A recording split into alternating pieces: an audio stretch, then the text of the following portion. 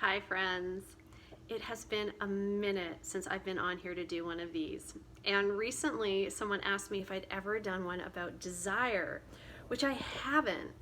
And of course, with how these things work, since then, every single conversation I've had has come back to desire.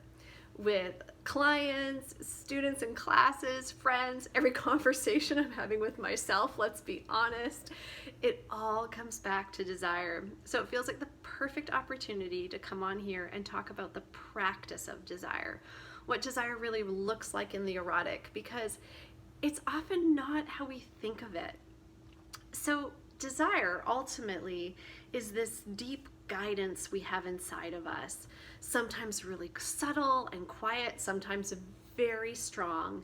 It's that internal knowing that says, go left, not right, or stop here, don't go there. It knows, and if we're willing to listen, it can be really our most trustworthy guide. And really guiding us to the things that we most want. So if you think of those things that are eternal or abiding, like meaning or connection, the deepest fulfillment, justice, all of these kinds of things, this is where desire becomes a guide. Now what happens though, as we start listening to desire, and now if you're a practitioner of Om, you'll know that when you tune into desire, it's not about necessarily getting somewhere. It's not about it having to look a certain way.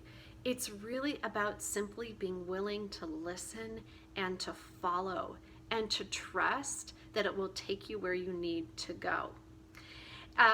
Now, along the way, what happens, we start listening, we start following, and what we see outside of ourselves are objects, things, goals, people, really compelling people, things that we want. And there's nothing wrong with that. Of course, like those desires for all those things is what draws us into life. Like that is what draws us into connection and aliveness and electricity. We want that. That feels really good. And what we want is to be drawn, to be led in connection with this deepest knowing. Because like in Oming, like I said, we know that if we're stroking, if we're in the Om, and we're being led by the idea of something, by the goal of something, by thinking what we want as a climax, we actually get out of resonance with the deeper guide of desire. Same in life. We start looking outside of ourselves and think, I want that person. I want that thing. I want this exact experience. And sometimes those really are the things, but sometimes what happens, it's not actually where our desire is guiding us. It might start in that direction, but then we get feedback. We start heading in a direction and that person shows us there's someone different. Or, you know, we head towards an experience and it's not quite it. But if we're hooked on the formula, if we're hooked on the idea of something, then usually what happens is we keep going and we miss this deeper guidance. We disconnect, we start not listening to this internal guidance because we put our blinders on and we just want to go for the thing. So we lose the essence, we lose actually the thing that's most gratifying.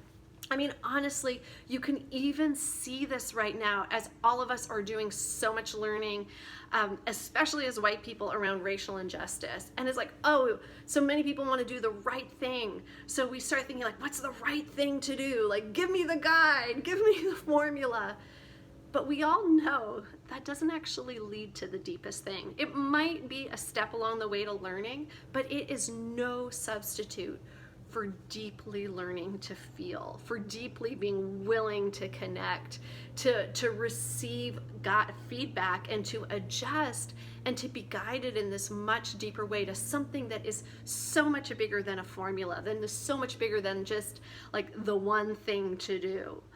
And so this is true of all desire when we're headed to it in the deepest way, is to not get hooked on the thing outside of us, on the object, on the person, on the formula, on the goal, but instead be willing to be drawn forward, be willing to engage, to feel that electricity, to feel the connection, to feel the full ride in connection with our deepest knowing, which most likely means along the way we're going to adjust. We're going to learn about the things, the people, the experiences around us, and then we can adjust to make sure we keep heading towards that which is deepest.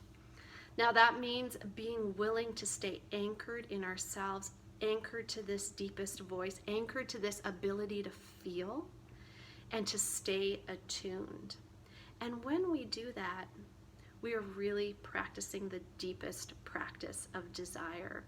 And that is what leads to the ultimate fulfillment, the ultimate meaning and alignment and gratification, and ultimately the ultimate justice. Not by following a formula, but by willing to do really what is the deepest work.